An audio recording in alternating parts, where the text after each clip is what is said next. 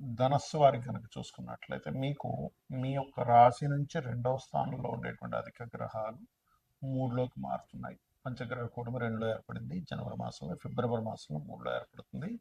ఈసారి 17వ తేదీ నుంచి ఆల్మోస్ట్ మంత్ ఎండింగ్ వరకు, అంటే దాదాపుగా 13-14 రోజుల పాటు ఉంటుంది. మధ్యలో 1-2 డేస్ గ్యాప్ ఇచ్చి ఉంటుంది.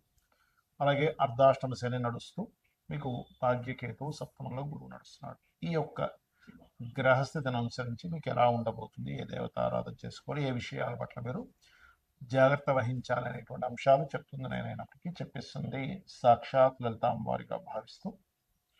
ప్రధానంగా ఇక్కడ ఈ గురువు లగ్నాధిపతి సప్తమ స్థానంలో ఉన్నందుకు ప్రదేశంలో అంటే ఉన్న ప్రదేశం నుంచి మారడానికి, వివాహ సంబంధించినటువంటి విషయంలో కొంతవరకు అనుకూలతను ఇస్తూ, రెండులో ఉండేటువంటి అధిక గ్రహాలు 17వ తేదీ వరకు మీకు ఫైనాన్షియల్ మ్యాటర్స్ విషయంలో చక్కటి అనుకూల వాతావరణాన్ని ఇస్తుంది.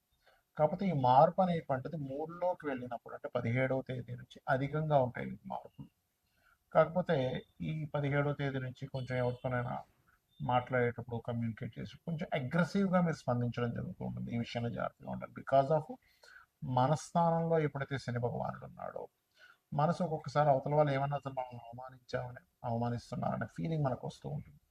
కాబట్టి ఈ 4లో శని ఉన్నందుకు మీరు ఏదైనా అంటే ఎక్కువగా మనసుకు తీసుకోకుండా, ఎమోషన్స్కి ఎక్కువ గురవకుండా ఉండాలి ప్రధానంగా.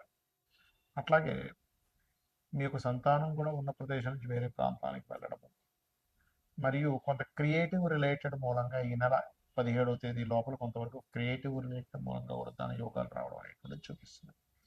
కాకపోతే భాగ్యస్థానంలో కేతు ఉన్నందుకు కొంచెం తండ్రి తరపు వారు, లేకపోతే బ్యాంకింగ్ సెక్టార్స్ విషయంలో కొంత స్ట్రెస్ అది ఉన్నప్పటికీ, వారి నుంచి కానీ బ్యాంకింగ్ నుంచి కానీ పుణ్యక్షేత్ర దర్శనాలు చేసుకోవడం వల్ల అది చాలా మటుకు క్లియర్ అవుతుంది. ఇక ఉద్యోగ సంబంధించిన విషయాల్లో 17వ తేదీ తర్వాత నుంచి కొన్ని మార్పులు చేర్పులు చూపిస్తున్నాయి. మరియు వివాహ సంబంధాలు అయితే కుదురుతాయి, అందులో ఎటువంటి సందేహం లేదు. మీరు నిత్యము చేయవలసింది మాత్రం లక్ష్మీ నరసింహస్వామి యొక్క ఆరాధన చేయండి, అన్ని విధాలు బాగుంటుంది. చాలామంది గోచార ఫలితాలతో పాటు జన్మజాతకం చూపించుకుంటే అసలు ఎటువంటి విషయాలు తెలుస్తాయని నన్ను చాలామంది అడుగుతున్నారు. దానికి నేను మీకు ఒక క్లారిటీ ఇస్తాను. మొట్టమొదటిగా మనకి జన్మజాతకం అనేటువంటిది ఇలా ఏర్పడుతుంది.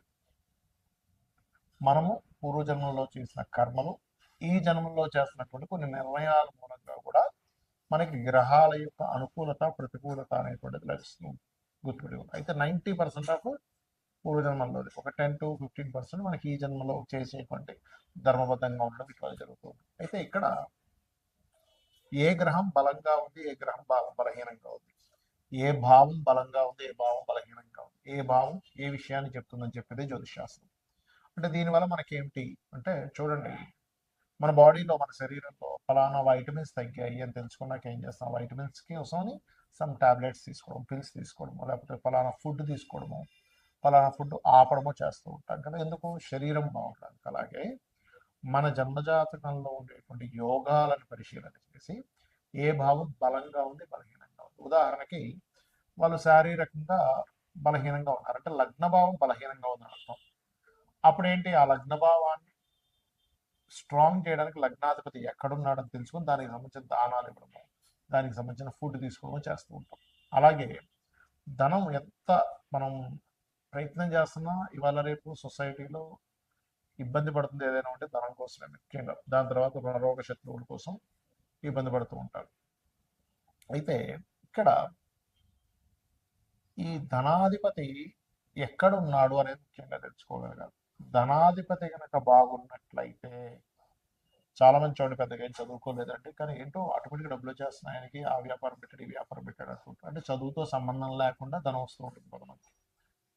మరి కొంతమందికి అసలు ఆయన పెద్ద పని చేసే అవసరం ఉండదు. ముత్తాతలు రకరకాల ప్రాపర్టీస్ కొని ఉంటారు, వాటి రెంట్స్ వస్తూ ఉంటాయి. ఏమిట్రా ఇది అనిపిస్తుంది. అదంతా పూర్వజన్మ కర్మలు. అయితే ప్రతి మనిషి కూడా వాళ్ళ రెండవ అధిపతి ఎలా ఉన్నాడో చూసుకోవాలి.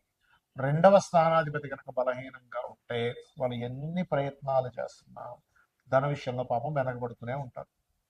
ఆ ఒక్క చిన్న లిటిగేషన్, అంటే చిన్న ఎగ్జాంపుల్ చెప్తా చూడండి. ఒక వ్యక్తికి ఇక్కడ ప్లాట్ ఏర్పడింది అనుకుందాం. ఈ చెయ్యి కాలు తిమ్మిరి అయి పెరాలసిస్ వచ్చింది, సంథింగ్ అయిపోయింది. మీరు దీనికి మీరు ఎంత చేస్తున్నా సరే మీకు సెట్ కాదు అంత ఈజీగా. క్లాట్ ఎక్కడ ఏర్పడిందో అది కరగాలి. అది కరిగితే రక్త ప్రసరణ అయితే దాని వేవ్స్ కనెక్ట్ అయితే బాడీ మన బుర్రలో ఉన్నటువంటి మెదడులో ఉన్నటువంటివి ఏవైతే ఉన్నాయో అవి కనెక్ట్ అయితే అవి ఖచ్చితంగా ఆటోమేటిక్గా వాళ్ళకి సెట్ అయిపోతుంది. అట్లాగే మనం పూర్వజన్మల్లో ఎక్కడ ఏ కర్మ మూలంగా అక్కడ ఆగింది, దానికి సంబంధించినటువంటి విషయంలో మనం ఎట్లా తెలుసుకోవాలి అనేటువంటి విషయం చెప్తుంది జ్యోతిషాస్త్రం. కాబట్టి మీ ధనాధిపతి ఎవరు, ఆ రూపంలో మీరు కనుక చిన్నప్పుడు చదువుకోవడము, దానికి సంబంధించిన వర్క్స్ నేర్చుకోవడం ద్వారా బాగుంటుంది. అదేవిధంగా మనం చేసే ప్రయత్నాలు అనుకోండి, మనం ఏ దిశలో ఉండాలి, అలాగే సంతాన అభివృద్ధి, అసలు సంతానం ఎప్పుడు పొందితే మంచిది, సంతాన అభివృద్ధి అవ్వాలంటే ఏం చేయాలి, మనకి ఇవాళ రేపు అందరూ ఇబ్బంది పడుతుంది దేని గురించి అంటే రుణాలు ఉన్నాయని, రోగాలు ఉన్నాయని, శత్రుత్వాలు ఉన్నాయి.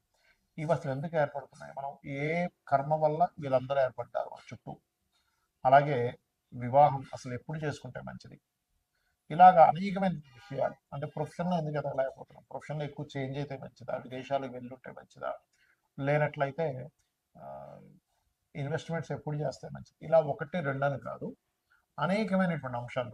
రత్నం గురించి కానివ్వండి, మనం తెలియక ఏం చేస్తామంటే ఏదో రత్నం పెట్టేసుకుంటాం. అలా కాకుండా స్పెసిఫిక్గా మీకు ఫలానా రత్నం వల్ల కొంత సపోర్ట్ లభిస్తుంది. ఒక విషయం చెప్తాను, రత్నం పెట్టేసుకోగానే వెంటనే కోటీశ్వరుడు అయిపోతాడు అనేది పూర్తిగా అబద్ధం. కొంత మీకు సపోర్టివ్గా ఉంటుంది. ఎలా అంటే ఒక మనిషి చూడండి, డిప్రెషన్లో ఉన్నప్పుడు ఒక ఫ్రెండ్ వచ్చే ఎందుకు ఏమవుతుంది ఇంకా అని ఒక చిన్న ఒక మాట మనకు తెలియని ఒక గుండె ధైర్యాన్ని ఎలా ఇస్తుందో, సేమ్ యాజ్ ఇట్ ఈజ్ మీరు ఏదైతే రత్నాన్ని ధరిస్తారో ఆ రత్నము కూడా మీరు ఏదైతే స్పెసిఫిక్గా ఫలానా గ్రహం బాగుంది అన్నప్పుడే ధరించాలి. అదర్వైజ్ మీరు రత్నం అవాయిడ్ చేసేసి చక్కగా రుద్రాక్షం లేకపోతే మీ ఇష్టదైవం యొక్క రూపైనా ధరించవచ్చు. అలా అసలు మీరు రెగ్యులర్గా చేసేటువంటి పూజలో ఏ దేవతని ప్రత్యేకంగా మీరు కనుక పూజించినట్లయితే మీ పూర్వజన్మ కర్మలు తగ్గుతాయి అనేటువంటిది. సరే జాతకం లేదు, అప్పుడు ఏం చేయాలి, ఫైనాన్షియల్ గ్రోత్ కావాలి అనుకుంటున్నారు, ఓం సంపత్కరి సమారూఢ సింధుర ప్రజ సేవితాయి నమః, లేదా ఓం ధర్మాధ్యక్ష ధనాధ్యక్ష ధనధాన్య వివర్ధని నమః చేసుకోండి.